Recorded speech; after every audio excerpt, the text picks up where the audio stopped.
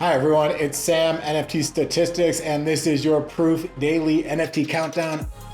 I'm feeling better today. Thanks for everyone who asked in the comments. I appreciate all of you. Gonna talk today about Nike doing a cool drop. Also a little bit about Yuga again. Gonna talk about Soulja Boy a little bit more. Let's get right into it, starting with a quick market overview. Volume's down a fair bit. I threw that pink line on the chart. Shows we're basically around where we were before airdrop season 2 began. Why do I always talk about airdrop season 2 in terms of volume? I think if you look at these three sections of this chart, I put that red and orange and green arrows at the bottom. You can see we're kind of in three different phases. Green is airdrop season 2, orange is airdrop season 1, and red is before Blur started incentivizing bidding. You can see that volumes have kind of gone incrementally up by those different phases. Now, in terms of unique buyers, they were up. I put an exclamation point here. They're not up all that much, but they were up to before the Silicon Valley Bank crisis levels. Nice to see that. This chart here looks at market share for ETH buyers, for people who are buying NFTs. And what you can see is that OpenSea still has about 75% of the wallets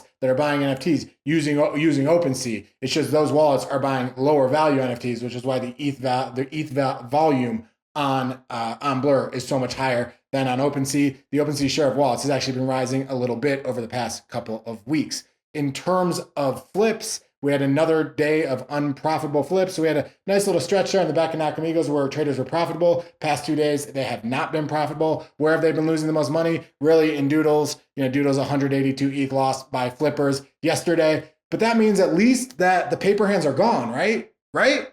No, it doesn't. It means they just sent them to other paper hands, other airdrop farmers. That's the kind of circle of doom we're in. It just goes from airdrop farmer to airdrop farmer, and NFT prices keep going down. I asked a Midjourney here. I said, Midjourney, hook me up with an image of paper hands playing hot potato. And this is what it did. One looks like a mango. I don't know. But hey, that was Midjourney's effort.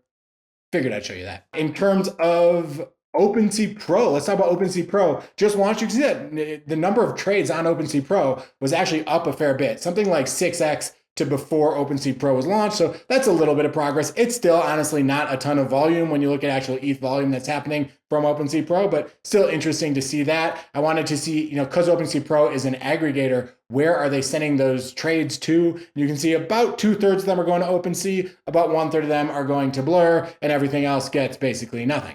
Now, in terms of the large cap index, it was down a small bit. World of Women was up. Kodas, Moonbirds, both down. We're going to talk a bit more about Kodas shortly. Mid cap index was up. That was due to strength in Kumpai Pandas and Fluff. It says here on the chart that Fluff was up 30%. I've said on this show sometimes that being up, down 30% for some of these mid caps doesn't matter that much. Let's look at the Fluff chart. This kind of shows you why. You can see it's kind of been on a gradual downturn since the beginning of the year. So it had a little bit of a rally back, kind of retrace a small bit of the gains. But when you actually look at a big chart, it's very hard to notice that rally. Nakamigos have been a bit all over the place. A couple days ago at 0.7, 0.8 ETH. Now then they went down to 0.4, had a little bit of a rally yesterday. I believe Mooncat swept over 100, something like that. But nice little rally for Nakamigos yesterday. Soulja Boy NFT. Soulja Boy is a rapper. He did an NFT 500 at 0.01 ETH. Really, for someone with over 5 million followers, this is not that aspirational of a target. 500 NFTs at 0.01 ETH, but this is what it looks like. He did sell them out. Interestingly, the NFT actually got removed from OpenSea for a short while, but it got put right back on. As far as what this NFT does, it says your Soulja Boy NFT is limited edition, has member-only benefits,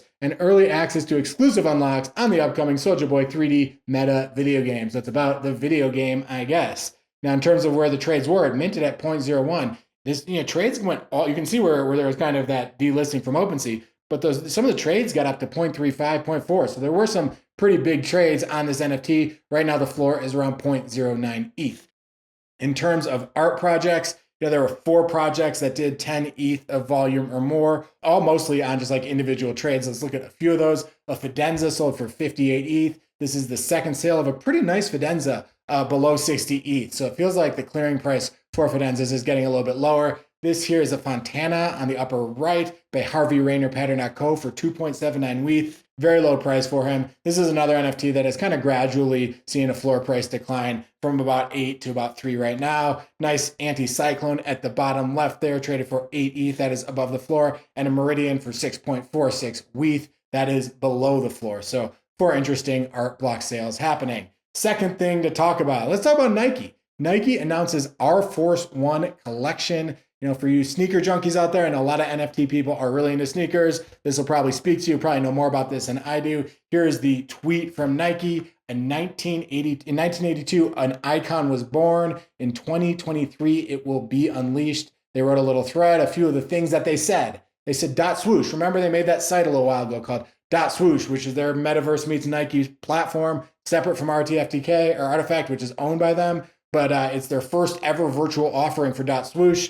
They say they're bringing AF1s from past, present, and future. So probably some of these NFTs will be like some of those early vintage sneakers. Some of them are probably going to be futuristic and everything in between. They're going to come in two different boxes. I'll show you these pictures. One is a classic box, kind of resembles what sneakers used to come in. And the second is a new wave, kind of more in that futuristic thing that ushers in the future. And they've commented on that. They also said, to ensure fairness and equity, we have built multiple entry points to purchase an OF1 box. So there'll be multiple entry points. We don't know the details yet, but we will soon, I am sure. Still cool to see. For those who don't know, here are the real life Air Force One shoes. That's what they look like. I didn't even know. I'm not a sneaker guy. Now I know. And these are what the boxes look like. So you can see that one in the back is more the classic, and there's one in the front. That's kind of the modern one that they are releasing. So interesting stuff there. Third thing to talk about, Otherdeeds Split Up. Okay, they've been talking about this. I've talked about it on the show. The decoupling vessel claim is now live. Let's basically see what happened. Okay, so on the left here, this is what a coda used to look like, a coda Otherdeed. And you had to burn that, and what you got in return was an Otherdeed that looks identical without the coda. You got a coda NFT, and then you got the vessel. Okay, so a 3-for-1 deal, not that bad. But was it a bad deal? Sort of. Yesterday, the coda Otherdeeds were trading at 13.25 ETH. Now the floor for the coda is around 11. The floor for the Otherdeed without the coda is down a bit to about 1.2, and then the vessel's at 0.4. So overall, people have, the value of this overall package has gone down a fair bit. That's not too uncommon. Buy the rumor, sell the news. Buy the anticipation, sell the event. Nothing that we're not used to, but hey, that's what happened. Interesting to see. I figured I'd talk about it. And last thing to talk about, let's talk about some notable sales. Let's talk about some art. Here we go. But we're going to start with PFPs. 2 Beanz sales. Let's go, Beanz. You got to love Beanz. Beanz are awesome. One sold for 34 ETH, a fire bean. I mean, that is a huge sale. Even for an Azuki, that is a massive sale. So a 34 ETH bean sale, a 22 ETH water sale. It's just kind of cool. This community loves their traits, loves the two different iterations of it. Gotta love to see that. This sale was really intriguing. Okay, this was a William Mapan 1 of 1, the Golden Ape, which sold for 75 WETH. Okay, now I wanted to learn a little bit about this piece. And I think that what this was here is this was just a generative art piece that William came up with, that he made. And this output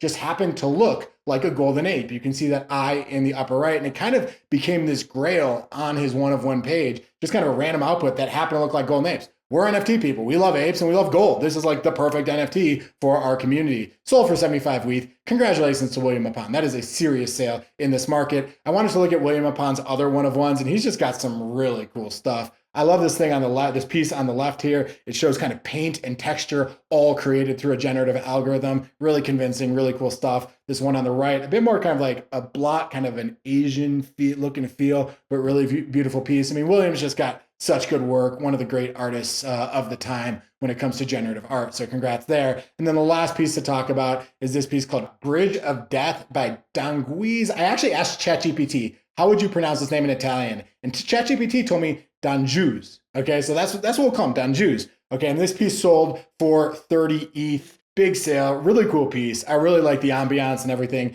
that is going on. The description of the piece said, whether the sun is absent or blinds me with its rays, the only compass for my travel is the night sky.